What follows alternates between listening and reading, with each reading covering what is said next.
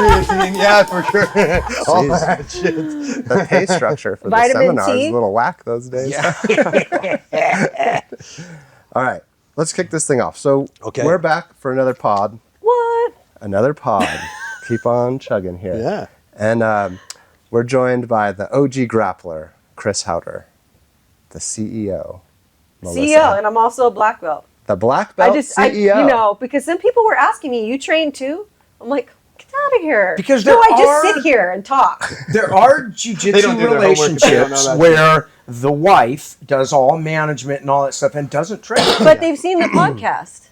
It's just weird. Anyways. The black belt CEO. They're not paying attention. Grappling Pay attention, queen. people. Grappling queen.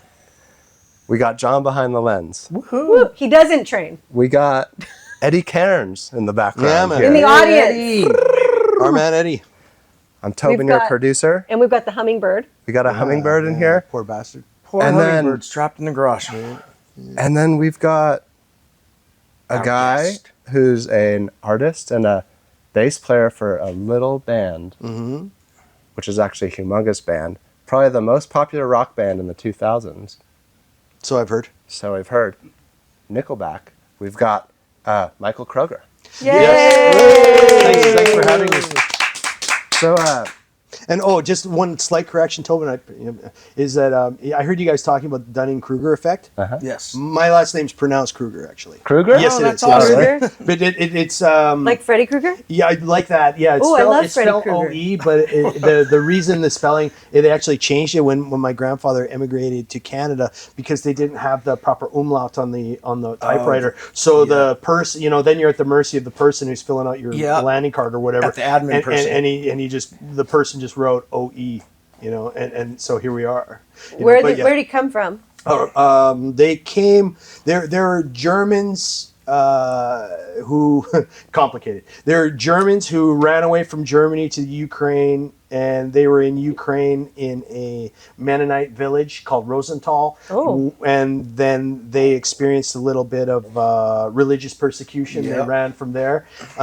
They had run to there from Germany, and then they ran from Ukraine to Russia. That was in the teens or 20s? This is in the right around the turn of the 20th century. Yes. And then my grandfather was born in I think 08 in Moscow, Russia. Oh, wow. And then they, shortly after he was born, he was 8 years old, they escaped from Russia because that was kind of a little bit going to hell after the World War I. Bolsheviks. Yeah, all that shit. So they went to Canada and got into prairie Canada and Alberta, which is I was born and raised there, and they got there and they said, well, this looks a lot like Ukraine and we can farm here. So they started a new life with nothing.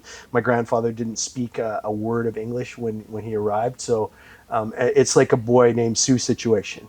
He became very, very tough very quickly. Wow. And because he had to, people would pick on they would pick on a non-English speaker for being an idiot or whatever. Yeah. No matter what, he ascended through society and became a member of the Alberta government. Actually, he was the Minister of Transportation for the province of Alberta for a good time, and some other positions in the government as well. And it's a zero to hero or a rags to, well, not even rags, but whatever's less than rags to riches and power. Wow. He did all that shit On the edge of failure to success. Yes, and fighting every step of the way and being fought every step of the way. Yeah. What is the relationship? I saw Hana, the town that you're from, has a sister city in Japan. Yeah. What is that? Do you know what that is? That's something that a lot of rural towns in the world have that. Yeah, they just have British sister has a cities, sister and city, and we the sister city of Hana is a place called Wake, Japan. I don't know anything about it. Oh, interesting. Yeah, that was a post-war thing where they trying to unite the world. Los Angeles isn't it somewhere in Russia? I don't know. I didn't know we had a sister city. We in Los do have Angeles. one. Oh, okay. I know that. Yeah, but I can't remember what it is. Living in Los Angeles is so disorienting. We have no clue what's going on ever. Yeah. Well, I mean, growing up, almost no one from any of Los Angeles is really a collection of suburbs that grew into each other. Right. So it doesn't have that city pride feel. the way like New York does, or We have London. Pedro Pride and Pedro. But there's There you go. Pedro Pride. We have South Bay Pride around here. Okay. There's some That's- pride yeah. going on. Okay. Cool. Yeah. I mean, You know what they say about pride? Careful. Yeah, be careful. It's come later though. I'm familiar. Where like LA for a long time had no like connection to LA, Yeah. and there's a place where people move to, or if you were raised here, you got the hell out of. Like New York and LA are places where artists, musicians, actors, martial artists move to because it's the place to be. Is Yeah. LA? Yeah. Yeah. Yeah, I love that about it too. Yep, I love that A about lot it. going on here. I love LA. That's interesting We to love hear that was your grandfather's Yes, story? or grandfather, father's? yes. Yeah. Because I feel like after watching the Nickelback documentary, I feel like that's kind of your same trajectory as a band. Is that it's not necessarily like a rags to riches story, but it's like you put yourself out there as a band into the fray where it's like on the verge of failure Oh, yeah. to success. It's Well, a similar. It's not forced upon you, right? The same way once Anybody, you're a grandpa, anybody who but- does, anybody who plays music in a band, like our man Eddie Cairns over here, anybody who does that knows that it's, there obviously there's no sure things ever, and like we were just talking a moment ago, it's like you never throw a party till the check clears, because Yeah. the process of music it's not like the process of jiu-jitsu, I feel like in martial arts, jiu-jitsu, what I understand so far is if you continue to dedicate yourself to it and you continue to show up and be an eager learner and keep your white belt mentality on, where you just come every day ready to learn, humble, ready to be humbled more, it's going to work. You In will the end, succeed, it'll be yes. okay, because you It just will keep happen. you'll Yep, keep punching, yep, yep.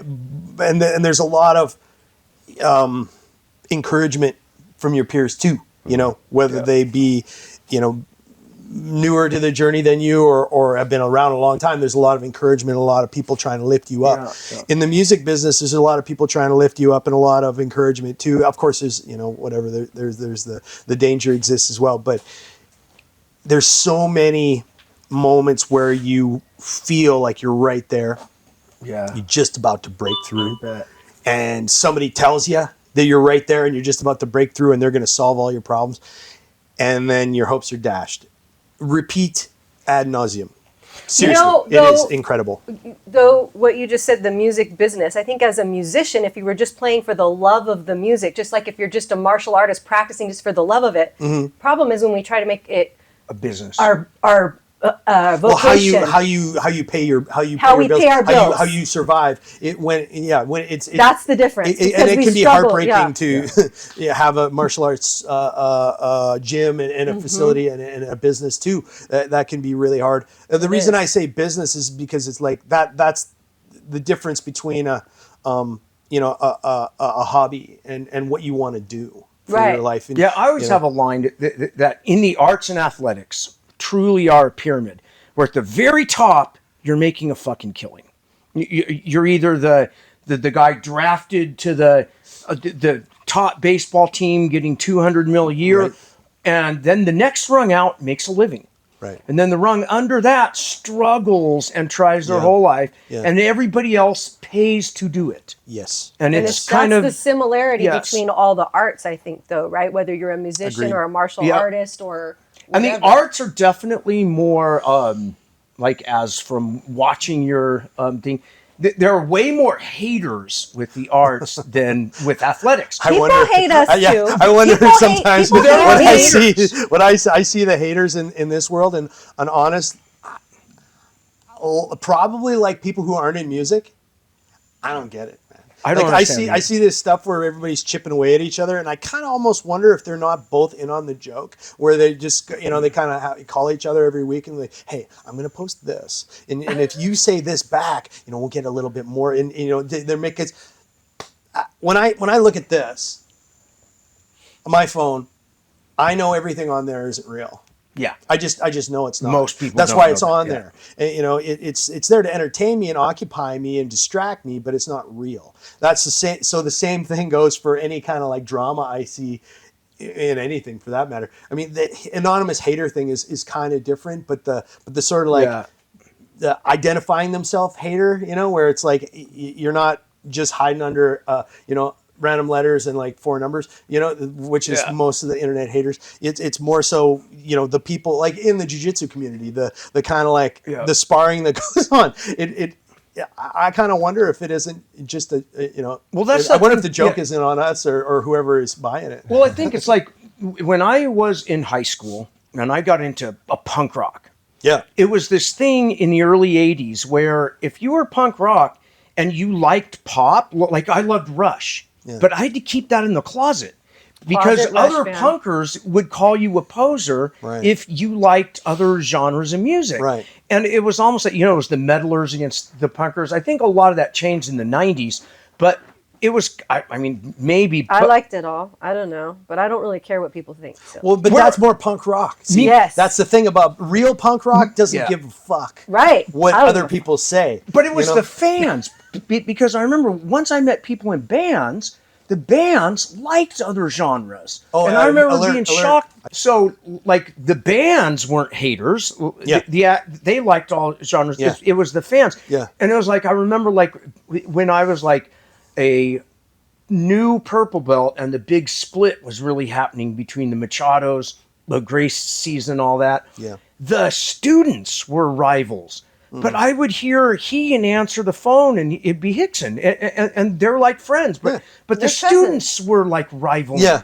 It was weird. That's kind of silly. It was like, why do we faction off in these cliques and then we create the funhouse mirror of the internet?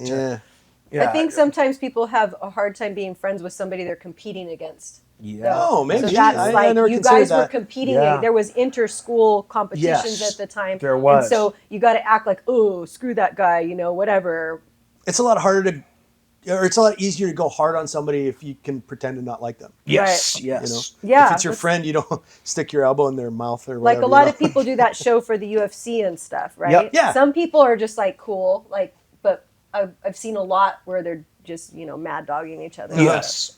And obviously back then in the Gracie Machado kind of that whatever schism you call it or whatever, that wasn't the case then. But, you see it used to just fantastic effect profit-wise. It sells. Yeah. Conflict sells. Negativity sells. If you can talk smack about people, the wrestling community showed us that. Yeah. It works so well. People God, it works so well. We love drama. Yes, we do. We're Romans, I think, at heart. We like to see other people die. Yeah. Whether it's subjective or figurative, we want to see other people get hurt. We want to see people fall down, especially really powerful, rich, famous people. Yes. We really want to see them fall down. We love to watch the rise and the fall. The fall more so. The fall even more. It seems like. But it's a very Roman thing. It used to be back in the day in Rome. They would have the games because nobody worked, so they would send everybody down there to see, it's like a little bit of a yank on the leash that maybe it's you in here getting your head cut off in front of everybody, but it's not. So drink all this wine, vicarious and cheer. Pleasure. You're entertained, distracted. Yeah. I don't think we're that different. We're still there. We're not. I feel like it's also a tribalism thing too. For sure, I think like people can band around hating something or band around like being an asshole, basically, and like that works. Anytime you can unite against a common enemy is that's how you get people's attention for sure. I mean, and there's that thing like I'm an artist. I'm not going to say I'm a successful artist because I'm a successful artist. Like most of the art up there is mine. Oh, wow. I've made most of that, and I put art on hold for almost 20 years. There was a point where I was a young college kid, a new blue belt, and I decided to put art on hold, thinking I would pick it up in a year or two. Mm-hmm. And decades, went by, or a decade and a half. And then, I had my crisis and calamity, and when I was rising from the ashes, getting back into the jiu-jitsu, had a wonderful new relationship, I jumped into computer art. And then I suddenly realized what I lost by not creating. Right. Yeah. And I wanted to play drums again. I wanted to do it all creative again. It's like, why did I get this idea in my head that you have to be practical, everything has to be pragmatic. But then you stopped again. I stopped again in 2016. I wonder why. No, With drums was your punk rock vocation? drums. Yeah, I'm a bad drummer. I was getting good. I'm filling in your profile. Yeah. Now a drummer, that tracks. Okay. Me and my good high school friend, who later went on to have bands, heavy metal bands in Brazil. We had one of the first 4-track recorders. I played drums and I sang. He did bass, guitar, and we did one little album. We had it on a little cassette tape, and he fucking lost it. And I still think. Was this in God, I Brazil? would love to hear that. He said in If you Brazil. were singing, He's in I'm Brazil. scared. He's in Brazil. What was it called? What was the band called? It was Maybe a it fun wasn't thing. lost. What was the band called? Just saying. I grabbed the LA Times, and I would just read, this is what, and then Ronald Reagan, what you Okay. and then I would kind of riff and rhyme along. Yeah, that's punk Chris rock. loves It's pure spoken punk rock. word. That's Yeah, his- I do love spoken word. What was the name of? I love spoken Even word, too. cheesy bad spoken word. Oh, yeah. I find cringe spoken word. I shouldn't say this because we keep politics out of us. Lara Trump's latest song is so cringe, it's good. I haven't heard it. Oh, I don't know it. It's so embarrassing to you got to hear it again. It's like I love it. I got to hear it again. Yeah. Oh wow. Sometimes it'd be that way. What was your band called? I don't even remember. I don't remember. I don't think we had a name. The band with no name.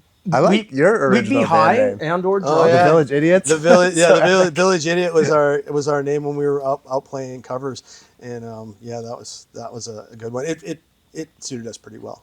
Yeah, we were definitely that. And all right, I'm going to jump right in on some things. So I've never been like a person that gets really into a band and learns about the musicians and artists and knows what their relationships like that. Like, I love music. I love all genres. I might get really into one album of a band for a while. Like, I've got my favorites from the punk rock era, Rush, Jane's Addiction, like all. But Nickelback, I knew your songs, but I didn't know the name of the band that did the songs. Probably didn't know what any of us looked like or whatever. And then I knew more about that rise, the first internet wave, the shit talking and the memes, but I couldn't have identified a song. Yeah. I just knew that late night comedians and Facebook would try to say, oh, that's Nickelback. And then I remember when I was hearing your songs and then watching that thing, I'm like, what were they hating on? I couldn't understand it doesn't make sense. what the hate was. Well, I think that a lot of the things you just described, it's kind of more of an indictment on the laziness of what passes for comedy, and I didn't know it until it was me, because you see how lazy this truly is, because it's really not that funny.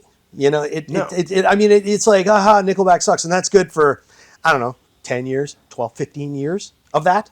And then at a point, I think you kind of, that 2-word sort of expression kind of runs legs off of itself. Gets really and then it's tired. like, well, what the fuck are you talking about then? Like, do you have got anything else here? And it turns out, no. People No, they don't. also love to say, though, that Taylor Swift sucks. That's what I was It's going to say. ridiculous. I love Taylor Swift. Taylor Swift is awesome. Taylor Swift is amazing. She's and incredible. People love to hate her, though, right? They do love They to hate don't her, like. Okay, listen.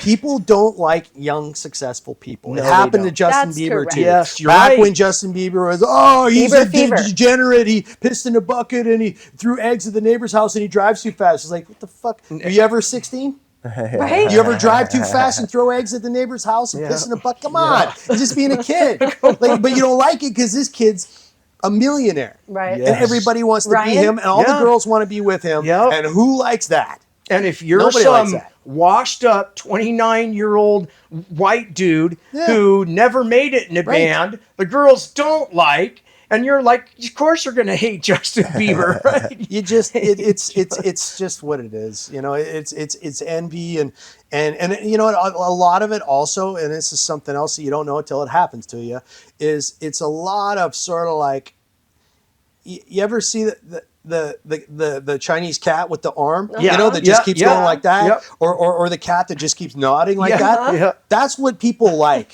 So they go, what can I say to these friends, quote unquote friends that I have that'll keep their heads nodding? It's like, yeah, Donald Trump's stupid. How do I get Taylor clicks Swift and sucks. likes? Yeah, and Justin Bieber's an idiot. Yeah. And you just keep the Yeah. heads nodding. As long as you keep the heads nodding, then it's okay. And then your conversation can be just so vacuous where nobody thinks, everybody just nods. Yes. And that, sadly, this is a big part of our culture. big part, It's yeah. just nodding along with the crowd. I feel Yeah. like the difference for you guys though is the timing of things, because I felt like your come up was like right at this time where like all these people who maybe didn't have a voice in the past to like say things anonymously, Yeah. all of a Yes. sudden could. Yeah. Like Yeah, sure, right yeah. at the same moment that you like Yes. had your rise to fame. I call us patient zero of cyberbullying. Yeah, it is. You know, totally. we were like the you're first like the big OG. case of Yeah, it was everybody right at that take a shot at this pinata here. phase where, like, you know, people say,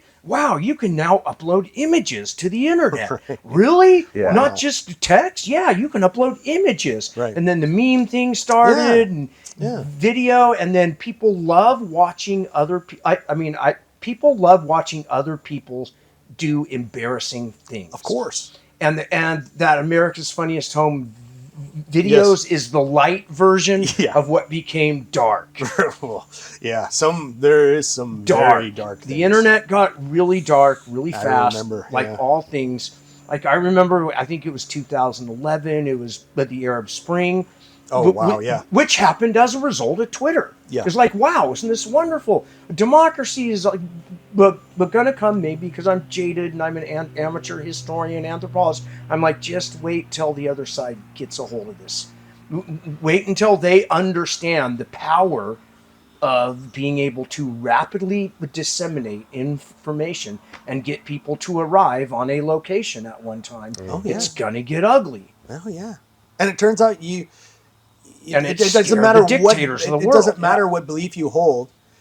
You could type it into a search window, and you'll find a group of people Yeah. that believe it. Yeah. You know, like no matter what it is. Absolutely. Birds aren't real. And you're space no isn't longer real. alone. Like Yep. you know, there are people that will go hard on that. Looking forward though, I think people are becoming more aware that like of what that type of shit is, and then into the future, I think that'll fade. Well, hopefully. I you know what, Tobin, I think that's nice. But that's a nice, you know what I mean? Tobin's Like a it's a nice nice guy. thing to say. Like, but the truth of the matter, I think, is more. I don't like to be a cynic, but I can't reality. help it. I am too. Reality makes me one. Yes. Yeah. People True don't that. really give a fuck. Yes. They Yeah. don't care. Like the things that are the most cutting, damaging to your ego, Yes. sort of like, oh, I just remember this person wrote this thing in this article 20 years ago, blah, blah, blah. They don't remember. They didn't remember it 20 minutes after it Yeah. left their mouth. Yeah. Yeah. But you're carrying it in your backpack full of crap. You're carrying all this stuff Yeah. that these people didn't care about. Yeah. They just blurted out a thing. I have that. I don't Like even my remember saying voice. it. Yeah. They don't like my voice. Who doesn't like your voice? Someone. I have. Someone on the internet. Yeah. I've always. Welcome to the club. Yes. High five. You're one of us now. Have you ever been in Nickelback before?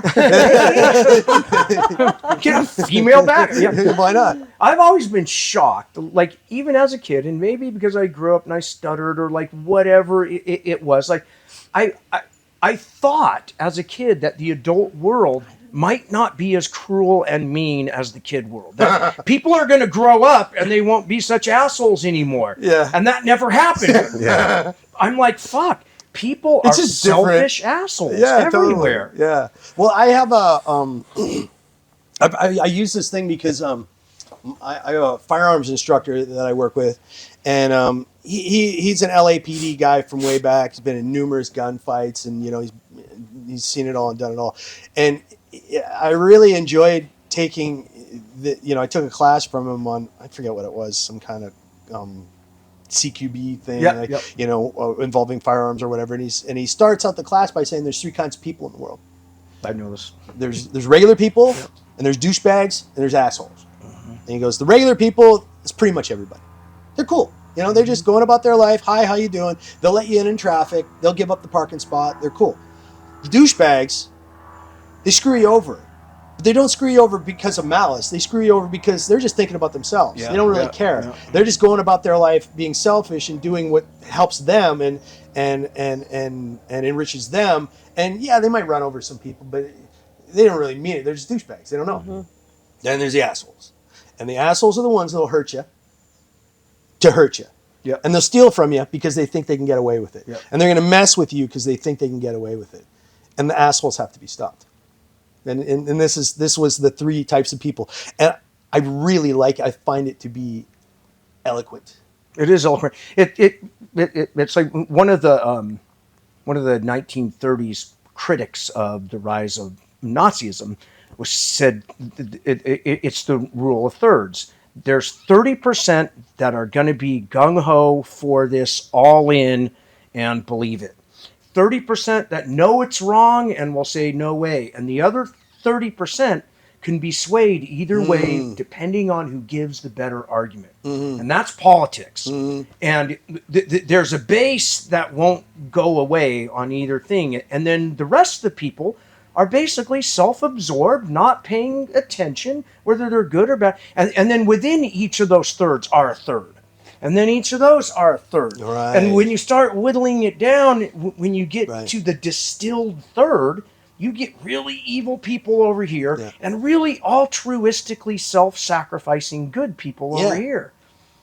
None of those ones are in politics, though, because they don't make it through the filter. Usually not. They don't make it through the filter. You got to have a thick ego, right? Or something. Yeah, they probably don't make it through the filter. You kind of got to be an asshole knife fighter to get there. You know, that's the thing. It's like, especially when you see you got to be able to punch back. And be ruthless. Yeah. You know, and that's why a lot of really great people don't make it, is because it's not a place for really good people. Yep. It's a place for asshole knife fighters. That's where they win. If you guys look up on the internet, look up Representative Jeff Jackson, and you'll find a guy who's like heart of gold. Wow. Yeah. Love to meet him. You would. He's an ex military, totally honest, goes to church, not in the party you think he is, and is there for the right reasons and wants to work with everybody. Beautiful. Yeah, it's just like it's a very warms my heart. It's a very small club he's in. Very small, and he'll say, "I'm in a very small club." You guys would be shocked at what goes on after the camera's off. Yeah, right, definitely. Well, for the record, Nickelback rips. Oh, thanks, man. Yeah, you guys are awesome. We have a great time doing what we do. Yeah, and we're really grateful to be able to do what we do, and we have a lot of fun at it. Like, you know, anybody that comes to the shows knows that, you know, we're just smiling and having a good time doing what we do, and it's you know, it's pretty charmed life, you know, to be able to play something, you know what I mean? Yeah. Like, I don't go to work, I go to play. Chris is a performer. Yeah. Of course you are. He's able to travel to a destination and put on a show for I remember, like, audience, and hugely entertaining. he says that all the time, that he has a charmed life. We just wish he made a little more money. Yes. Yeah, I was in Canada. That's our bad, though. But that's our bad, right? I was in Canada after teaching a seminar. The first time I was in Canada in ages, and I was in line to get on the plane, and the guy behind me was a traveling stand-up comic. And we talked about how much we do the same thing.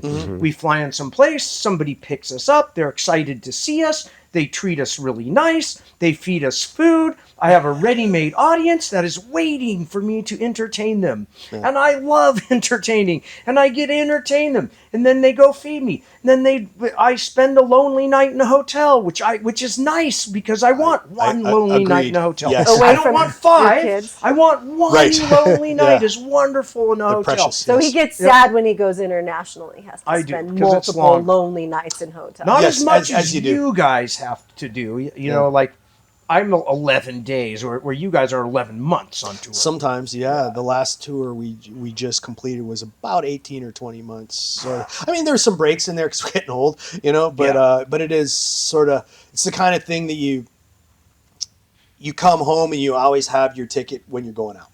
You know, so you're never really home. I just got home, you know, like 2 weeks ago, and then we went up to Canada to visit the family and then come back. And as soon as I got back, all I wanted to do was shop for food and things around the house because now I'm going to live here. Yeah. But I hadn't done that in 2 years. Oh, wow. You know, because I know I'm not going to be around. So I'm not going to buy the stuff that I want because I'm not going to be there to have it. I'm not going to buy the food that I want to cook because I'm not going to be there. You know, I'll obviously get what, you know, my wife or kids need or whatever, but it's a different thing when you know you're not going to be there. Right. You don't buy the extra bottle of shampoo, you know what I mean? Right. Because you're not, well, first of all, I don't have any hair, but besides that, it's kind of a maybe not the best analogy, but what I'm trying to say is like you don't plan on being home. You know, you plan on, you're not going to be there. It's like you're visiting your home. Yeah, you very much are. You very much are, and you know, it's all we've ever really done. You know, since about 96, 95. And you were young, and like, how old were you? I was young once, yes. In 96. At that year, I would have been 23. 23. Okay. Yeah, I'm 52 now. I'm almost 60 now. Yes, you are. I'm almost 46. I did my homework on you. Well, yeah. 46. Yeah, when you guys were in 96, I was graduating high school. So that was like when you guys were at your height, I guess, or starting maybe. That was 96. Yeah.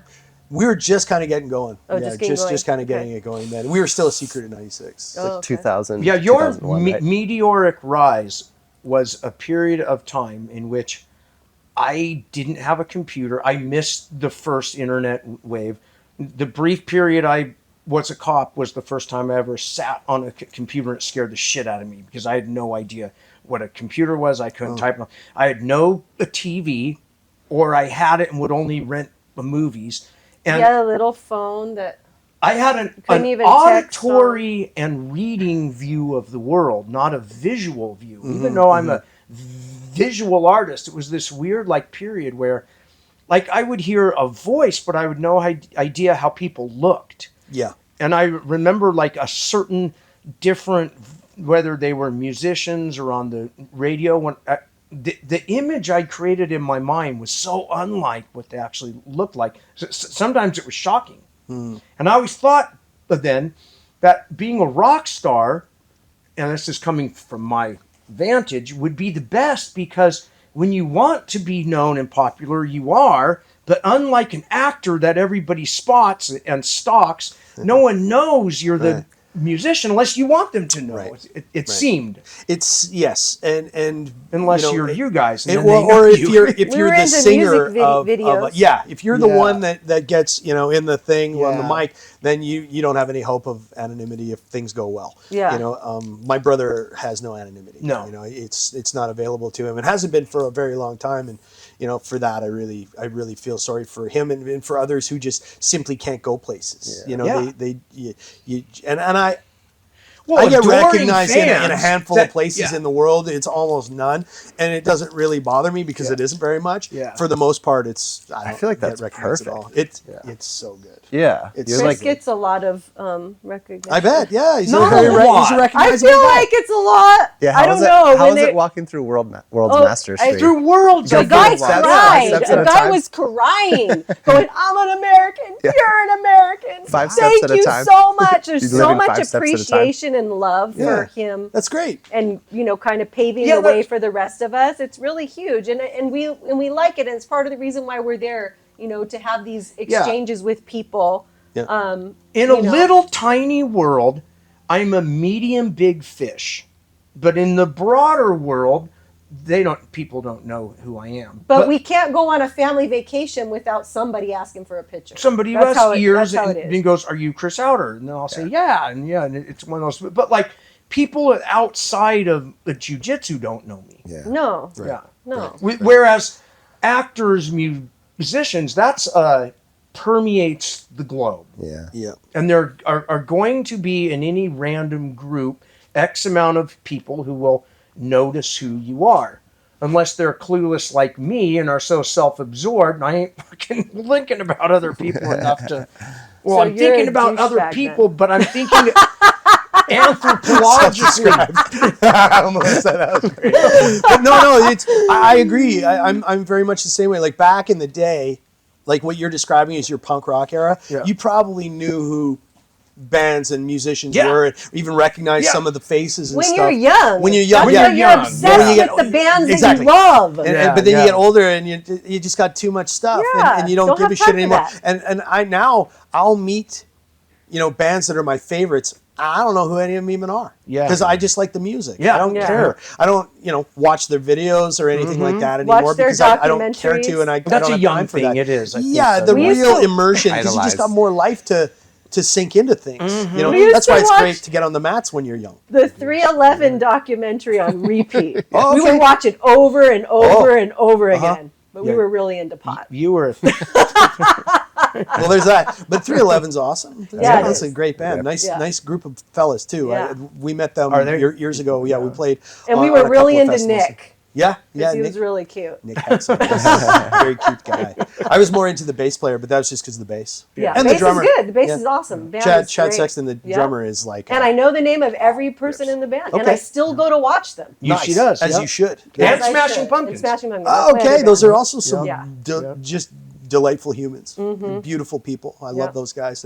They're friends and really nice people too. Yeah. There's like a lot of bands I think all of us have and know where like there's for me a period where I'll be really into a band and then they keep a little place in my heart as I go to some for other sure. band, right? Sure. And that's kind of, I think that's healthy and normal, right? Yeah. And the music, what did Perry Farrell say? Like he began as a visual artist, wanted to be a sculptor, painter, and then realized people can't carry the image with them as long as they can carry the song with them. The earworm? Wow. Yeah, that it's more the people's heart. Yeah. Music transcends all other art forms because it stays with your soul. Whereas, I mean, even poetry is like something you have to study and memorize it to keep Yes. it. Yes. Whereas a song, I don't even know the fucking words half the time. Ever. Yeah, I'm keep Never knows ever, the words. but I keep it in my head.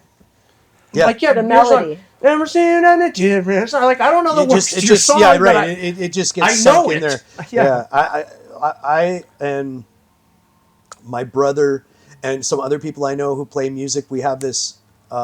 We consider it an affliction where you get a song and you know that I got a song in my head and I can't Yeah. get it out.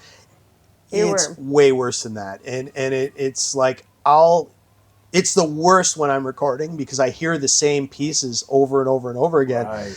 and then I'm dreaming about them. And I'm thinking about them in the Yes. shower. I'm thinking about them when I'm on the mats. I'm thinking about them when I'm lifting. I'm thinking about them when I'm driving. I'm It's not an even insanity. playing the Yeah. music. Yeah. And it's just on repeat in my mind.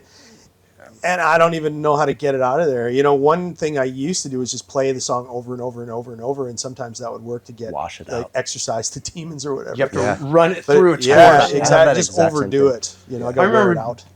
when I was 18 in high school, I was in LA County Jail for almost 48 hours, which was a frightening fucking experience. Yeah. And with Genesis, The Lamb Lies Down on Broadway was stuck in my head, and I went through the whole album, and then I'd repeat it again and repeat it again. It's like one track in my brain. It saved me because I could just hear this doom doom doom doom doom doom. Right, doom, right. doom. I see faces and traces of home. Yeah. In New York. But you didn't have to hear I it. know that Right. whole album because Yeah. of that experience. Yeah. Yeah. You could hear it without hearing I it. could hear it without hearing Yeah. it. Yep. Yeah. It saved me. It's in your mind. Well, that's good. Yep. Yeah. Worse than image. Going to jail's the worst. Yeah, it is. God. You been there too? Yeah. Especially 1983 LA County at the height of the Blood and Crip War, and I'm a white fucking high school kid in general population. It's bad. It's Dude. bad to be a small woman in jail. Bad to be a small woman. The only time I went was unfortunately, it was in Newark, New Jersey. Ooh, Yeah. that's bleak. And it wasn't that long ago. Ooh. Yeah, well, it's okay. It's everything ended up well, and Shit happens. I got great lawyers. Good. Yeah, everybody understood at the end. I think Yeah. let's. I want to hear about your jiu-jitsu stuff. How's Yeah, that let's going? talk about that. How's your jiu-jitsu going?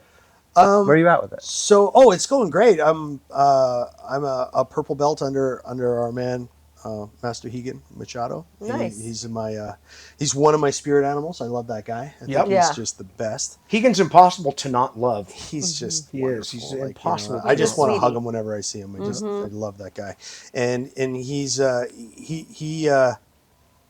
well, backing up to the beginning, in the same day on Maui when I was living on Maui, I was looking for a physical training program to do, and a friend of mine told me about this crazy thing called CrossFit, and he goes, "You should go check out a CrossFit class." And I was like, "Okay."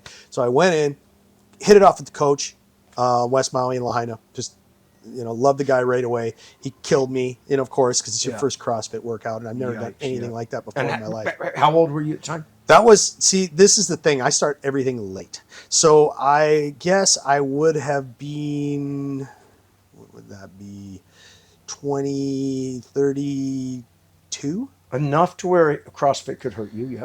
Yes, very much. Yes, it hurt a lot. And and I, obviously I never, really trained, that much. Never really been in a gym or anything. Went through this introductory CrossFit workout. I got hooked on that cult. And then at the end of the class, the guy goes, "Hey, I'm going to go over, two, like not even 2 blocks, 1 block away. There's a jiu-jitsu school. And I'm gonna go to a class. It's not Louise's place. It's the Carlson Gracie School on the west side. The man who runs that school is a guy named Christian Grangi, who's a dear brother to me. But that was the first place I stepped on the mats with my CrossFit coach, who at that time I think was a blue or purple belt. He was still on the journey, and I fell in love with it. I knew that's what I just wanted to do, and I wanted to make as much space in my life to do it whenever I can. It's like the CrossFit; it unlocks a part of you that you didn't know was there. And you feel things in a different way, and you get to know people in a different way. I find my relationships from people on the mats that I don't even spend time with off the mats far more intimate. Yeah, that was the word I was going to use. Chemicals. But it's different. Intellectually. It's different. Because of you know this. people. It's because when you touch people, Yeah. it actually induces hormones to be produced, and you bond with them. I didn't know that part. Yeah, it's I just science. thought when people lay on my face, I like them. No, it's science. Okay. Oh, Yeah. shit. Okay. I thought it was love. Anyway, so I get here and moved here, and I didn't have a jiu-jitsu school yet, and I did have a new physical training gym that I went to, and it was in Burbank, and it was all actors and some musicians, and but it was like a show busy kind of sort of place. Nobody mega famous or anything. So I loved it just because everybody was just working out, and it was a real camaraderie and a real community there. And they had this event that they invited me to. And now that I look back on the name of the event, I can't believe I ever showed up. It was called Celebrity Sweat Yacht Party. And I was just like, oh my God, like out of those 4 words, That could one get of them I'll do. kinky, yeah. Sweating, I'll do. Celebrity, go fuck yourself. Yeah. I don't give a fuck about that. I don't, celebrity yachts, like, oh, really? And a party? No chance in hell. But I did go. First and Hal the third. Yes, yeah. It was like one of the 4 words was, doable, but there wasn't going to be any sweating going on at a celebrity yacht party. So anyway, I went there, and I saw my friends who I went there to see, and like most party situations, you can usually catch me on the way out because I don't go to them, and if I do, as soon as I get there, I'm looking for the way out of them. Me too. That's Chris too. Yeah, Wow, you guys are yeah, the same yeah. person. Me too. I just you want to shake your hand, see your people, and get the fuck out. I'm oddly a people person, but I'm oddly not. Yes, At the same correct. time. My wife tells me the same thing. She goes, "You're pretty antisocial for somebody who's like as gregarious as you Yeah. are." Yeah, I get. She tells me this all the time. The introverted extrovert. Yeah, it's Not a weird like that. it's a weird contradiction or dichotomy or whatever. But I was just starting to look for the door, and I'd already just met the Dylan guy who played Densmore in The Doors. Not Matt Dillon, but his brother. Kevin Dillon. Yes. Yes. Met him for a second, and he was a cut up. He was hilarious. He was there with the guy who played Shooter McGavin I loved on him in Happy Entourage. Gilmore. Kevin So, Dillon. yeah, it's just hilarious. These guys are hilarious. They're both sweaty and drinking like hell and hilarious, killing me. On a yacht? And, yeah, it was awesome. And there, there was all these other people around that was, a lot of people who were like, if you didn't know, you'd think they were famous. But if you know they're not famous, it just looks like they're trying too hard. That was pretty much everybody. And then I was looking around and I see this shadowy figure sitting in the corner in a camo jacket, just looking like he can kind of like kill everybody.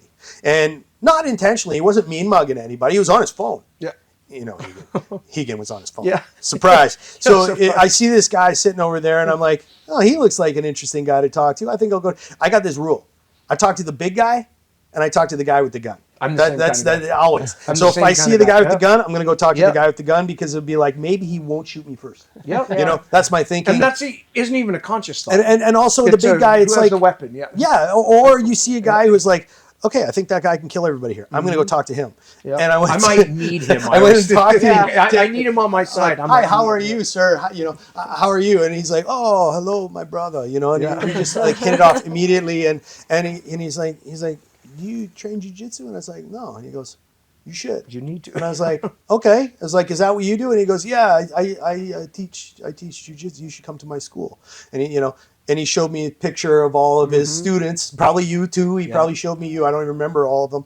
But he's like, these are the guys I teach. You should come and I can picture. Okay, let me show you. Yes. These guys. Let me show you these guys. Oh, you love this guy. Okay, so you come Wednesday night. Yeah, exactly. That was basically it. And that was the beginning of my introduction to jiu-jitsu in Los Angeles. Awesome. Was to step on the mat at Higgins Place in Beverly Hills. And I just, in the beginning, I started doing privates with him. I wanted to get my feet wet with some privates before I started in classes. Well, I remember there's these guys are all my friends now, but I remember in the beginning I would do my privates and the private would end just before the morning class. And I remember I would be getting changed and I would see the brown belts come in. And I remember my one now friend, Mike Sedano, every day he would see me. He's like, hey, bro, you should come to classes. You should come to classes. Like, come on, man, come train with us. I was just like, this guy wants to take my head right off. Like, and it turned out he's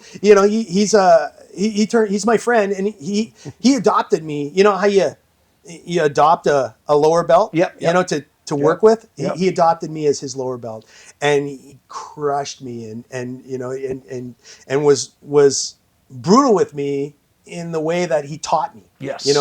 He gave me instant feedback. He was working on his stuff too at the same time, but he was teaching me too. Yeah. But it was always, I would be, I just done an easy private, easy private, not too much adversity there. And then I'd see the guys with the ears come in and it would just be like, hey man, you should try this out. This is what we do. You come train with us. And it's good. Like I mentioned it on this pod, but before, like in the early days, in the garage days, you had to get approved of the group class by your privates instructor. And the reason why was they didn't want you to pick up bad habits. Right. Well, and it's hard to learn just in a group class a lot of times because there's so many fine details and whatever that I feel like one-on-one instruction, if a person can do that, is the ideal way to start. I did that as well. I had one-on-one privates in the beginning for at least a year. Yeah. You can pick up bad habits, though, if you're in the back of the group drilling on your own. And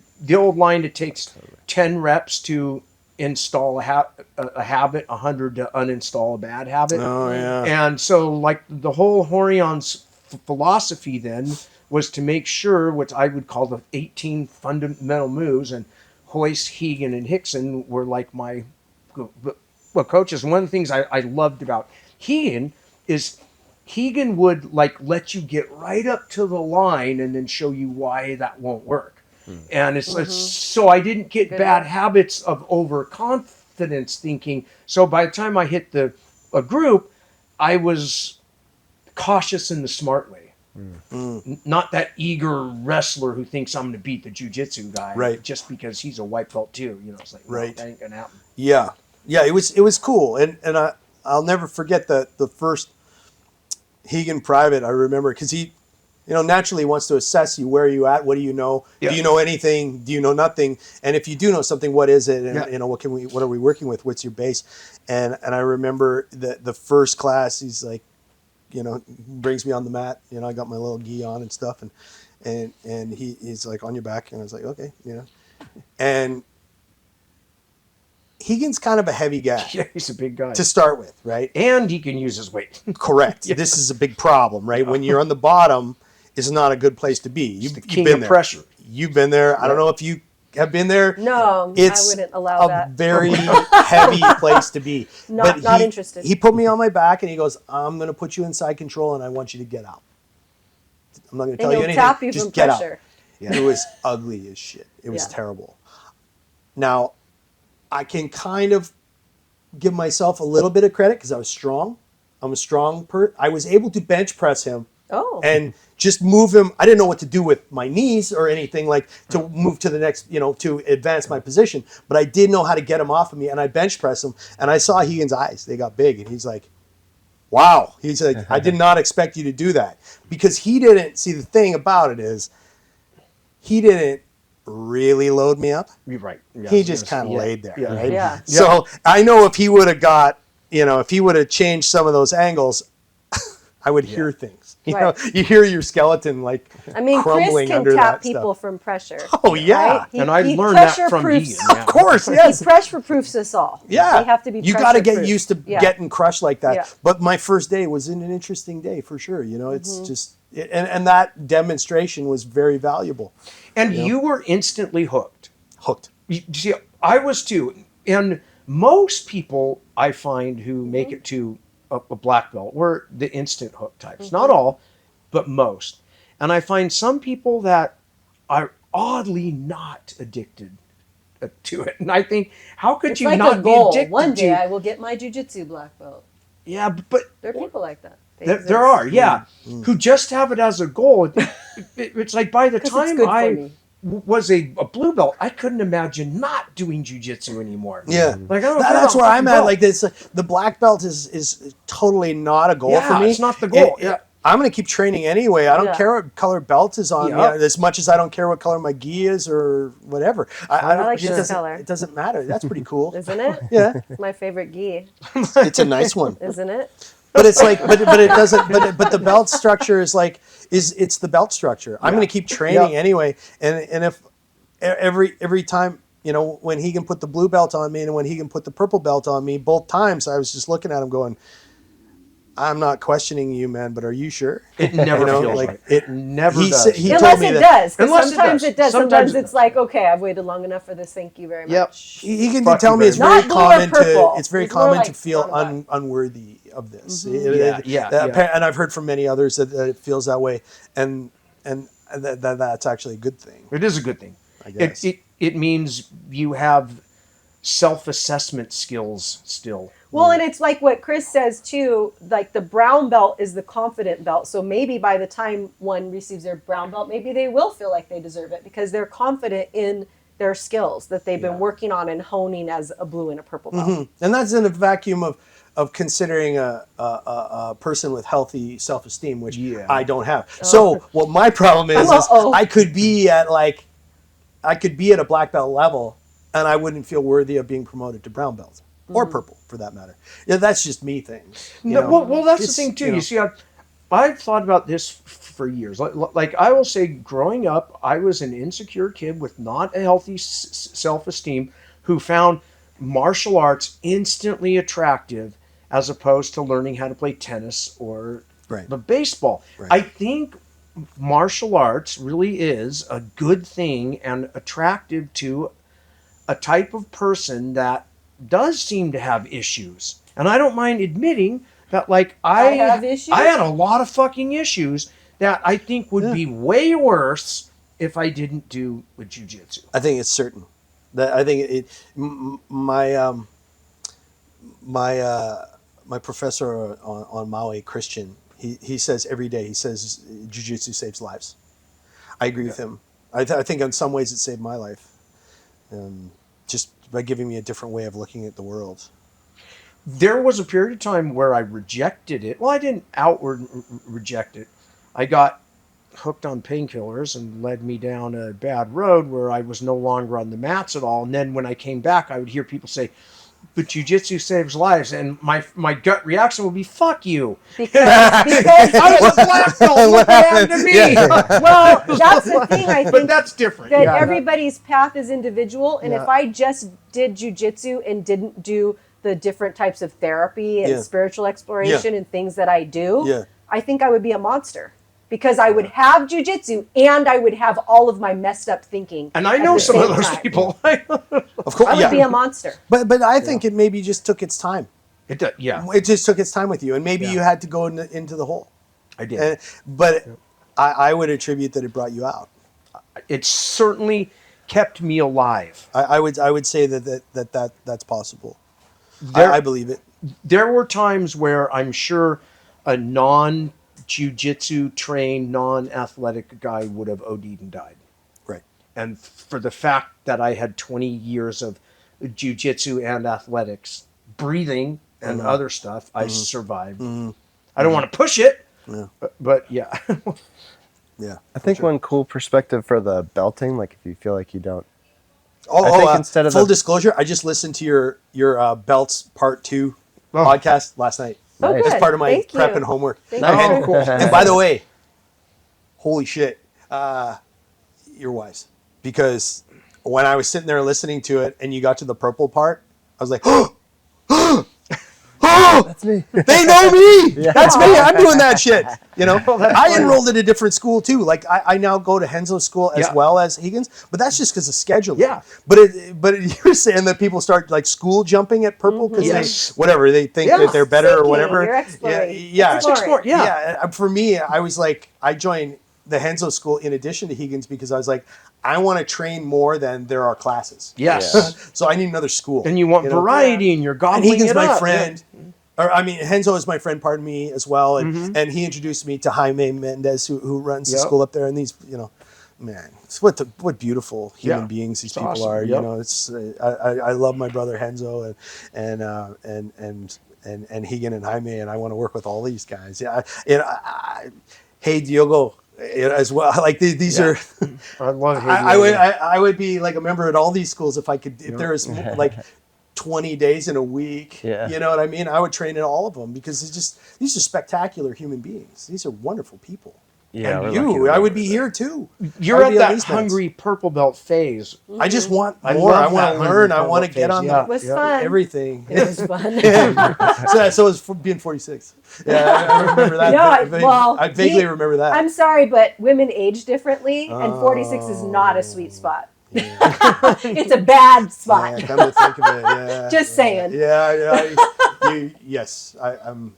Yeah. My wife and I went through that. Yeah. For her, it's not fun. I'm going to give no comment. Well, like for your jiu-jitsu career, like it's true that like the male combat sports athlete reaches peak man strength at like 48. I think is what like the science says. Some people it might be 52, some people whatever, and which enables the man to get 10 more years of youthful competing in the adult division, easier training. Whereas I think it is harder on women. Can start like perimenopause. Women can start at 35, so the hormones start like messing up sometime around there. Anyways. I think it's hard enough for you all without being in jiu-jitsu. I think so. What happens to women at that time is very hard. You know, the changes are not fun. You know, we've got it easy. Clearly didn't have to do it, thank goodness. But I tried to be as empathetic as I can be. You know, you're not going to know, but it didn't look like a great deal of fun to me. You know, it looked very, very difficult, very hard, and not just physically. That's the trouble, because it's not just physical. Your emotional and your mental well-being, just becomes battered at that time. But I would say though that like a lot goes on hormonally, right? But then doing jiu-jitsu and what I talked about, the hormones that you get from doing jiu-jitsu. Did you feel that offset a little bit? It helps a lot. It really does. But my joints, it doesn't help my joints that much. They're kind of achy after. Yeah. But I feel probably the best I feel is right after training. Yeah. The best I mentally and emotionally feel. Yeah. Which I think we could say regardless. But I think that it helps a lot with, those symptoms of feeling, just off, always off. Yeah. Just a little bit off. It's amazing how that works. Now that you mention that, because I was just up in Canada for a week, and I got on the mat 4 of the 7 days I was up there with my dear friend Marcus Suarez. Do you know Marcus? I know that I can't picture him, but I do know. If I saw him, I'd probably go, oh yeah. He's they're dear friends from Rio, and he's the father of jiu-jitsu in Canada. For a while during 9/11, right? No, he's been in Canada since 1980. Oh, okay. He brought jiu-jitsu to Western Canada. Oh, okay. And he's he taught with Carlson Gracie in Rio. Like he's like that. He's 60, I think 68 years old now. Wow. And anybody who, if you ever get up to Western Canada in the Vancouver area, go train at Marcus Suarez Jiu-Jitsu. Don't even ask. Just do it. I'm gonna give a small, I wouldn't say a warning, but just a little preface. The warm-up is unlike anything you've ever experienced in your life. I guarantee it. I've done the ADCC warm-up. I went and trained as a walk-on white belt. I went to ADCC in Abu Dhabi. I just walked on the mat and trained there. That was the hardest warm-up I ever did. I've heard that's a brutal warm-up. Marcus's is more. Wow. It is more. It's not finishable. You don't finish. Right. No one finishes. You circle up and you work with him, but no one does all the reps. He's counting, right, but you're not getting them all. No, because you've used everything. And I remember when I first met Marcus, it was on Maui. He came over because it's in the Carlson Gracie system. He came over and he taught a seminar, and he saved a real special warm up for us. And the whole class is just dying in a pool because it's also Maui, right? Yeah. 80% humidity, about 85 degrees and sunny, no AC. So you feel it, and you're sweating buckets. And I remember somebody asked him why is the warm up so hard, and obviously Christian knew because he grew up in Chicago with Carlson. He learned there, and he said, well, the dog who has the tongue hanging out the side of their mouth first loses. If you don't get tired, you don't have to be as good as them. Yeah. Because frankly, I don't expect you to be that great, but I can make you that fit so that they'll get tired and they'll give you things they don't want to give you because they're tired. So just don't get tired. I remember Higan telling us back when I was like a purple or a blue belt, how would say, the Carlson Gracie guys, and then the more the Haleo style guys and the Carlinos guys. Yeah. And he would say the Carlson guys were definitely the most athletic and were fitness machines. And they could wear you out and wear out their Valley Batuto opponents. Yes. Because one of the things that happened on one of the early fights where it was either Haley or Carlos was winning the first half of the fight, but then exhausted out. Right. And then the younger Carlson went, that will never happen to me and my guys. I will die before I quit. Yes. And that whole emergence of make sure you are the fittest motherfucker out there, which is also very much an American and Russian wrestling attitude. Yes. Is make sure you have 6 minutes at 110 miles an hour. Right. No matter what. Right. So then in a black belt match, make sure it's 10. That you can go 110, pedal to the metal the whole fucking time. Yep. I will starve you out. Yep. Because I don't quit. Yeah. Fitness is an equalizer for it sure. Is, ultimate. It really, equalizer. really is. If you're a hyper fit purple belt, and you go up against a higher belt that's out of shape, but they might know more. But then here's might not matter. The other wing of it as the art of jiu-jitsu. But like I remember Higan, and this was when Higan was getting out of shape. And I watched him roll with like Mark Kerr, like a bunch of fitness wrestlers. Yes. And Rigan exhausted himself out tapping them. But they weren't tired. Right? But they're still getting tapped. But they're getting tapped, but he literally exhausted himself. Like, I can't do it anymore. Rigan's not everybody, though. You know, like Rigan's like a kind of, you could say, special case. Yeah. Well, you know what I I think, mean? Like, he's a little different than the other humans. So when Chris turned 50, he adopted a new way of training, which is what a new philosophy, which he calls old man jiu-jitsu now, which we weren't allowed to say in his 40s, but all of a sudden he turned 50 and we're allowed to call him an old man. So go with it. The venerable. Okay, the venerable. But the old man jiu-jitsu is to not use attributes. So that he doesn't have to work out anymore, right? But he still like hangs, you know what I mean? And the philosophy behind it, and the reason why I feel like it's important that I've adopted it now as well, is because I can work out hard in the gym, but there's something different about training really hard that almost makes me feel like I'm going to puke, and I just can't do it anymore. Yeah. But I can do old man jiu-jitsu, I think, forever probably. Yeah. Because I'm just focusing on technical application and structure and frames and things like that. And I could put in spurts of, speed, but I'm not trying to go hard and use strength and use speed a whole round. Yeah, and that's the old man jiu-jitsu concept is kind of where I'm at. And I just started really, really late, and I have never really been able to fully give myself to this. It's all in fits and starts, and then it's like you take off, however many months or whatever, a year, get a have yourself a near mortal stroke, and that'll take you out of the game for a while. Yeah. That happens. Right. Yeah. Or a spinal surgery, that'll take you off the mats for a little while too. You were out like I've done a lot of shit. several months coming back after that. Huh? Yeah. And it just is that like was that. Before jiu-jitsu, right? No. That was after Yes. jiu-jitsu. Okay. How old were you when you had a stroke? I was, what was it? I was 2 days before my 42nd birthday. Oh. Yeah. It was about 10 years, a little over 10 years ago. Wow. Yeah. That's crazy. Yeah. Yeah, it was wild. And it's an eye opener. There's a spider right there. I see it. It was an interesting fight to be in, to be honest with you, because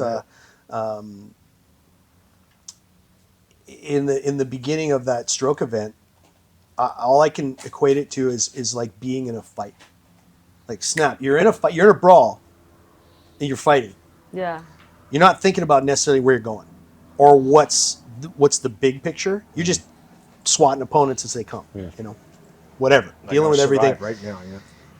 And I was just really in the moment for a long time in that event, and then at a point, they sent the priest and the nuns to talk to me in the emergency room, and then that's when I knew I wasn't just in a fight. I was dying, and that was special. And and I kind of mumbled out like, "What are you doing here?" And the priest goes, "Well, the nurse's station said it was time for you to get your spiritual affairs in order because you're going to go soon." I was like, "Okay." That's special to hear. That was kind of interesting. And the other thing is when they were wheeling me all over the hospital to do tests and imaging and shit like that. Yeah. The people pushing the gurneys, the orderlies or whatever you call them, were always talking about like they were going to be wheeling me to cold storage soon. And I wasn't going to make it. They were talking to me. You heard that? Yeah, I heard them talking about me in like the past tense, or like I was going to be dead soon. Yeah, I heard that. That's one thing to know. When somebody's unconscious, they can hear you. Yeah. And sometimes they can think. Right. And I was laying there, keeping my eyes closed. I was sort of out, but if I opened my eyes too much, I get this really, really bad headache, vertigo. Yeah. Oh, I hate. And I was just like fucking, and I couldn't puke because I had already did all that. Yeah. Because with a good head injury, I always hurl, and so my guts were empty, but I still felt how bad that was, and so I didn't want to open my eyes. So they thought I was out part of the time, and they're talking about me like I was going to be clearing up that room. That room would be available soon. Wow. It was a really, it was a really interesting experience in a lot of ways. I learned a great deal, and I got hooked on the drugs too. Not as bad as you, because I got scared and I just went cold turkey as you're not supposed to. That could have killed me, it turns out, in hindsight. Yeah. But I just got real scared of it, so I stopped taking them. But yeah, that was a really discovering, your mortality intimately is very interesting. It is. Yeah. That's scary. It's an experience that is great to have gone through. For sure. To survive. I would Not to highly go through, recommend but great to have gone through. gone to Yeah. and come back. Yeah. Yeah, I'd highly recommend it. What is Yeah. there's a quote on your email signature. It's like, there's nothing better than having yeah. missed. It's What from is it? Jim Mattis. It's like, there's nothing better than getting shot at and missed. And missed. Yes. It's Yes. great. That's a- Mattis is like, Yeah. he's like one of my spirit animals. I just love. I love him too. Mattis. The things he Absolutely has love him. said Yep. on the record Yep. are things that we should all live Yep. by. Absolutely. Yeah, fantastic Brilliant man. Well, another thing is kooky Warrior is poet. Totally. That my phone, when I went in, my phone, how you have your interior alias in your phone of who your username, it was Mike or something like that, like it would be. And when I got out of the hospital, the alias of my phone was Luck because I'm lucky. Huh. Like Yeah, I didn't do randomly? that. Ooh, That's weird. I don't know who did that. wow. I still don't know who did. One of my kids might have done it, but I don't know. Maybe somebody in the hospital did Maybe it. there's a higher power. Program in guy- my phone. Maybe the Yeah, guy Right. talking shit about you while you're unconscious. yeah, I don't. Yeah, It's like a whole thing they do. They're like, let's Oh, make yeah. a scene of these guys. in the yeah, dark. right, She's yeah. totally fine. And he's totally fine. yeah. Why did I get all the down the pants shots in my camera reel too? Yeah. Yeah. No, Send him dick pics. Yeah, I don't even know that dick. No. I just like it was just really a weird. There's a lot that came of that, and that really informed and kind of educated me a lot. Yeah, I'm Yeah, sure. it's I mean, incredible. there's a life before that and a life after that. Completely. Yeah. And also, when you're in the shit and somebody's crushing your face into the mat and they're looking for an arm or something, Just the best metaphor. Of it. I don't give a shit anymore. Yeah. It's like, go ahead, see Yeah. if you can get it. If you can get it, I'll tap. Yep, You yep. know, but I'm not scared of I've been down in that. I've been down in the bottom of that hole. I've been in the dark. It's okay. I'm not scared anymore. And, none of that worries me anymore. That's a transcendent thing. Yeah. And it is amazing what opioids can do to your mind. Yeah. I didn't realize that was part of your journey too. Yeah.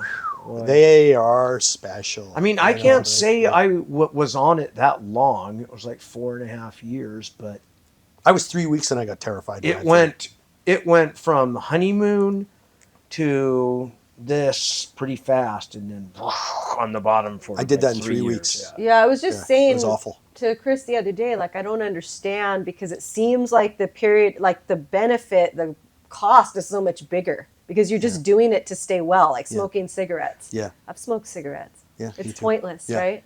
Feels You're great, just though. doing It's it. a little It different feels with like you opiates, need it though, right? Oh yeah, Like you absolutely need it. The Yeah. whatever, the pills, or you're Yeah. gonna get sick. Or you're gonna get it's sick, the same thing yeah. with the cigarette. You need it, or Yeah. you're gonna have a Yeah. headache. Yeah. Coffee too. I recently quit coffee because I'm that crazy. Poor thing. I know, right? Why would I you drink do this? tea because I was having all was- these yes, problems, all and these- I'm an addict. I get Oh, addicted to everything. Of course you are. Yeah. So I was drinking way too much coffee, and I was just like this all the time, and No shit. it's not really good. Yeah, if my wife's listening or watching this right now, she knows what you're talking about because that's who I am. Yeah. I'm that person too. That addict. You like to go all in on what you do and give Yes. yourself to what you do. 100%. Fuck the And sometimes it's Well, really yeah. great stuff, huh? Well, it's like, yeah. Sometimes it is really great, and you gotta, like my wife says. She says, she'll tell people all the time, my husband's an addict, but he's learning how to get addicted to good things now. Yeah. And jiu-jitsu is one of these. Yes. But it's like this Navy SEALs say. They say, anything worth doing is worth overdoing. Yeah. I agree with them. Yeah. 100%. Yep. If it's not worth overdoing, it's probably not worth doing at all. Yeah. Right. And the only way you can find what the healthy range is to fucking go explore Where's the line? extreme. Yeah. Yeah. You got to find the extreme. Gotta find the line. to know where the middle is. But I overdid the coffee, and I'm kind of better without it. So. Okay. Okay. Found the I'll line. take that under advice. Yeah. And, I'm having small. So if you drink tea, I'm still really bad. If you drink tea, you can have more of it with less caffeine. So Yeah. that's like the philosophy, Right. Right? Yeah. Because I can't just do one of. That's what I thought beer would do. Beer. beer does not have any caffeine. Yeah, that's true. But beer, I never got arrested from just drinking beer. Oh no. There have to be other things involved. Well, let me introduce you to that. Just beer wouldn't like be that bad. I don't think if it could just be beer. Just saying. Just didn't drink enough of it. Let's She tried. Yeah, she tried. She tried. There was always something else involved. Whether it was pot, shots, Right. whatever. Something else always makes its way in. Right? White crystalline powders. Oh my. Stuff gets involved. That's spicy. Things I don't know anything. You know, and that's the thing about being a rock star that never really tried drugs. That's good. I never tried any of those powders or any of that crazy shit. Good. I think I was too scared. If you're an addict, it wouldn't have ended well. I mean, I tried them all, yeah. but I didn't have the money or access. You didn't have a sugar daddy? No. Not enough crunches, I guess. No, but that's like, I was boozing pot, Yeah. and then a long period of nothing, jiu-jitsu black belt accomplishments, and then painkillers, and then turns out I didn't choose like, oh, let's go get hooked on opiates. Yeah, let's try pills. Yeah. No, but It was an accident, an accidental addiction. And it happens. It does happen. A lot. I think a lot of happen people a lot. get prescribed from injuries and stuff Yeah, like that. yeah. And then It's it's very like common. And Very through common. his experience, I'm very cautious. And even when they drilled screws into my ankle, Sweet. I was like, I will not take the Vicodin. I will not take it. Was that a brown belt injury? Purple No, belt? I was a black belt. Oh, It was black in belt. Oh, 2013 after the day after I competed. That's right. In the World Championships Won one, for the lost last one, time. yeah. No, I just lost one match against Mackenzie Dern. I'm pretty sure that was my only match that year. I thought you won one and then fought her. No, maybe I don't know. If you gotta lose, maybe. Mackenzie Dern's not a bad Not one to on lose to. points. I didn't get submitted. I'm kind of proud of that. Yeah, But that's anyways, good. I wasn't going to take the pills. And then the nerve blocker wore off and I woke up in a cold sweat and it felt like someone was trying to rip my ankle off of my body and I was having panic attacks and it took days to get the pain under control and I had to take opiates.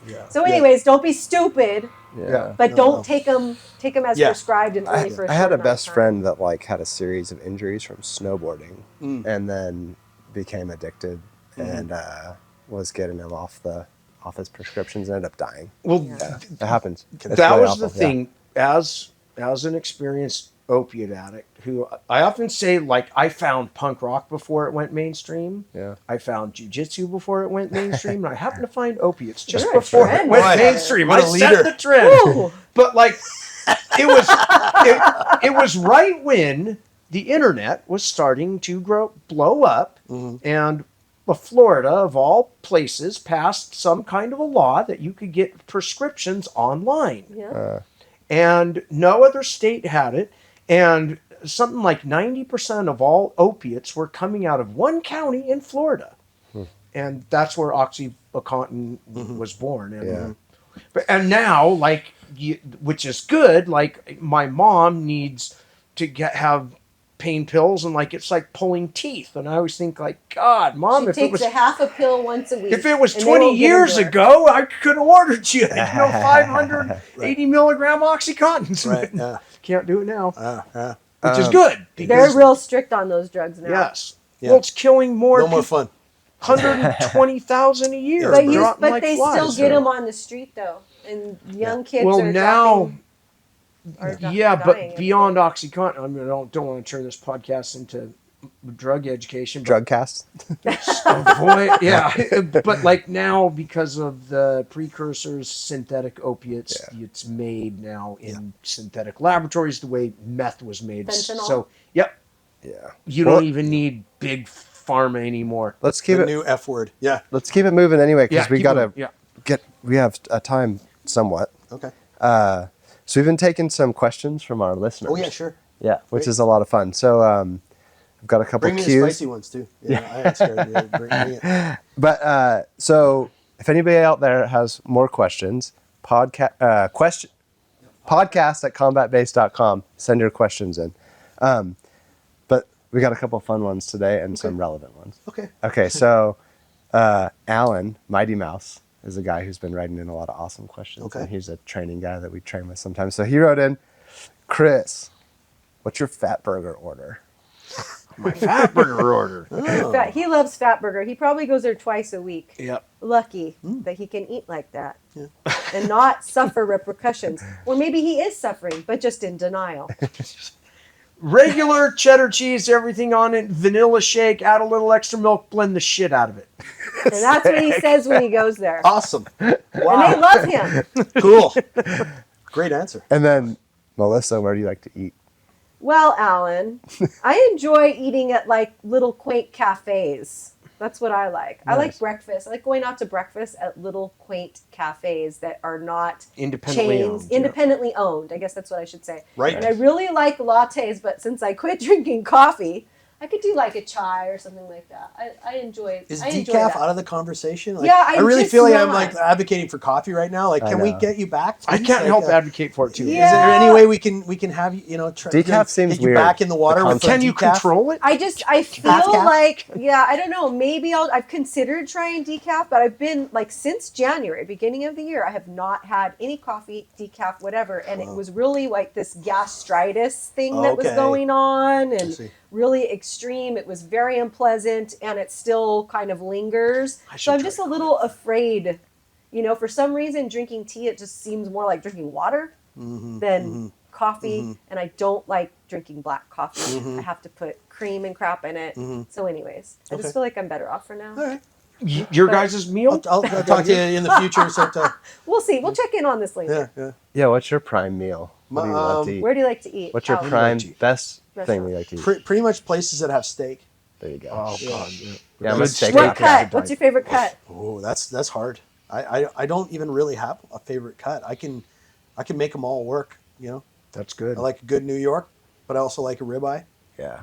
Yep. I agree with that. Throw a brisket every once in a while at my place. Like it doesn't matter. Yeah. Medium rare, filet mignon, if I'm going to pick one. Medium rare, of course. That's cows. a given. Sorry, I didn't say that. But yeah, you got to go medium rare. Fun fact, I'm kind of like, I really love animals and like I don't eat cows.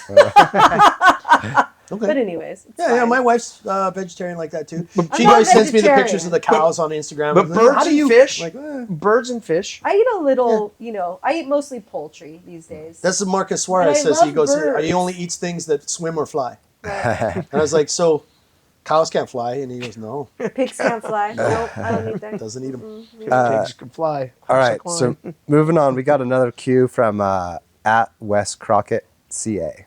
What's up, at Wes Crockett? And he says, any ideas, tips, or resources for learning how to better prepare and protect myself through better pre and post workout routines? I know you're a workout guy. Yeah. And so That's a good question. what are we doing pre and post workout to make sure to prevent injuries? Are we stretching? So I got a couple unpopular kind of comments to that. I don't really warm up or stretch. Chris was like that for a long time. I start with lightweight and high repetition and lots of range of motion. Yeah. So it's kind of, I guess you could call it a warm up, but it's not, I guess, a standard warm up. But you just sort of start the workout at like 10% intensity and just keep the sets tight, and it turns into your cardio too. Do you do that before jiu-jitsu though? No. What do you do? Do you just do warm-ups in class or something like that? Whatever they're doing. Stretching and warming up, mobility in class a little. Yeah. Depends where I'm at. Yeah. If I'm at a Carlson Gracie gym, I'm getting slaughtered. Before we even run. You're going to have and a all. real warm up. Yeah, or it's if going you to be a good walk one. in an open mat, you're on your own. You're on your own, Yeah. and everything in between. Yeah. Some places, at Higgins' place. Do you know Menamy, our man Menamy, who teaches I that? do know. I know Yeah. Menamy. Trained with him His warm up is fantastic. His Japanese warm up that he does, where you don't even stand. All range of motion. It's all on the ground, and all Yes. movement. I like and, that. And there's no push-ups involved. There's Yoga, no, jiu-jitsu. Yes, kinda like. very much mobility focused, and that can become very demanding too. It doesn't look like much, but yeah, Menami's warm-up is cool. So I think that it's very important to find what works for you, because we're all different, right? Yeah. And so for me, it's really about balance, and I need to balance my strength training, my mobility exercises, my flexibility, my massage, foam roller, opening up the, getting all the kinks out, and my jiu-jitsu training where I'm rolling at whatever level, whether it's flow rolling or rolling hard. It all has to have like this perfect balance, or I feel like crap, right? And I would add, like, the thing that I do, the old military adage I learned, which I didn't follow until I was out of the military years later, is the first you crawl through, walk through, then run through. Whatever drill it is, whatever thing, you don't start out the first round slap hands and it's a fight.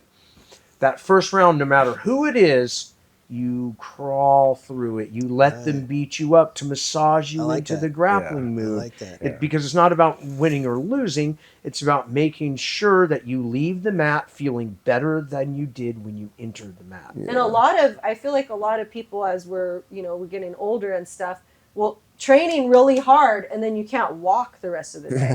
Like I gotta make sure that I can leave the mat and still walk the rest of the day. Still take my kid to soccer or whatever it is that I gotta do. Go to the beach, whatever it is. I can't leave the mat and not be able to walk the rest of the day. The worst is when you train and the next day is like ruined from your training the day before. This is I'm just learning this now. Leg day. So that's about to me about pacing Only it's your yourself, neck. though. Yeah. Like it's about finding the pace that works. Like whether it's like Chris would say he's only going to do 3 rounds when he comes back to open mat. He doesn't roll with more than 3 people. Sometimes he does. But lately I've been doing 4. But so 3 or 4, right? Dirty He doesn't dog. stay back here for 3 hours and roll till the last person gets off the mat. That used to be us. Yeah. But it's not anymore because our bodies have changed, and we need to honor that. And that's one thing that I really like about yoga, because yoga has a lot of philosophy, like being in the body that you have right now, rather than trying to attain the body of the past. It's like, no, this is the body I have right now, and I have to honor it for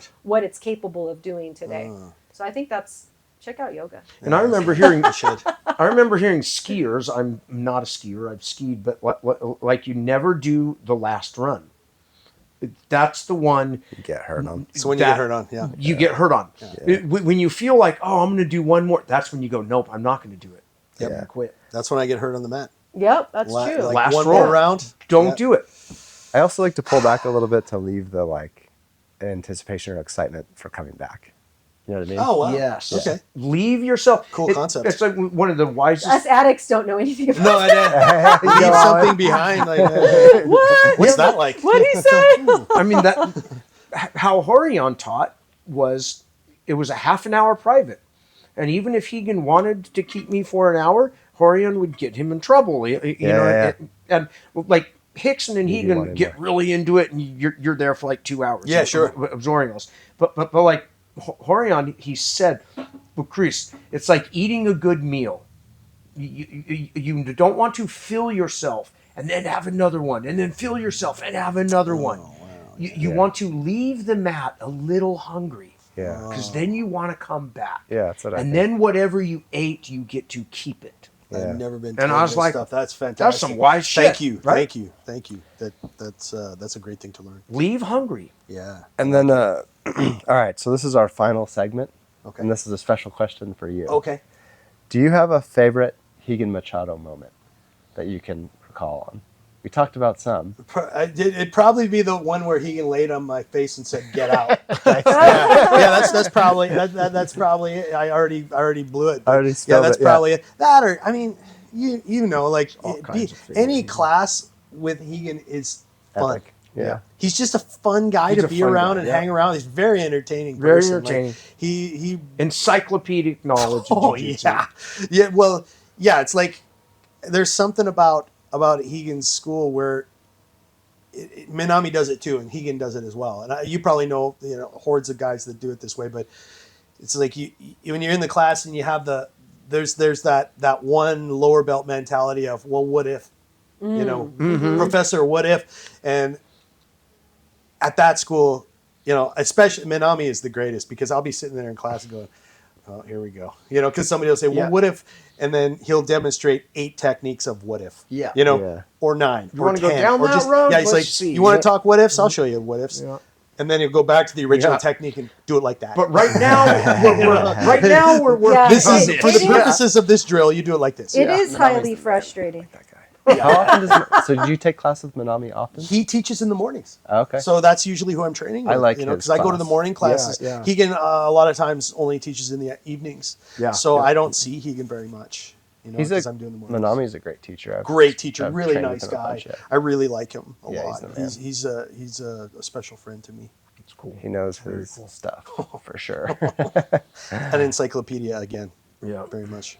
I think we got to wrap it up, you guys. But Yep. Okay. I think we just want to really thank you for coming down and spending time with us. This was Honored cool. to be called. Yeah. It's awesome. Thank Honored to be you. called. Yep. You know, if you don't post it, I'm happy. I just got to come hang out. And thanks, Very Eddie, cool. for Hooking it up. hooking it up. Yeah, Absolutely. man. Of We course. hope to catch you on the mats one of these days. You will. Yeah, Yeah. come on if down. if I have anything to say about it, it'll be here. You know? Yes, I mean- Because Come on down. Eddie's been repeatedly. You sort of definitely like have telling an me to come. invite. Yeah. And like I said, I enjoyed the class that you taught up at Higgins School those years ago when you got that stripe put on. Yeah. And We need to get it was again. it was really informative and fun, and you have a